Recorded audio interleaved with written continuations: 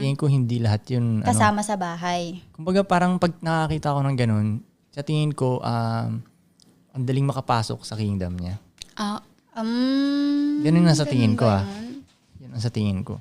Madaling makapasok sa kingdom niya. Parang ang dami niyang tanggap lahat. Okay. Kung gusto niyang payabangan ng numbers, sige, pwede. Ayun, sa kanya na, no? Pero kung gusto mo ng quality talaga yung team mo, di ba? Yes. Medyo mag-aano ka.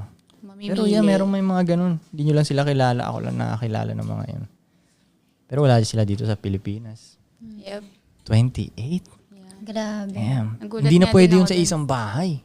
Yes, hindi talaga. Parang hiwa-hiwalay per yun. state na lang siya. Per city. Grabe. Per city, oo. oo. May mga ganun nga, di ba? Per city. Oo, per city na yun. Yeah. 28? Yeah, 28. Okay din yun. Okay. Sino nang next ba? Ako. Ikaw ba? Do you recommend that type of relationship to others? Itong relationship. Ganda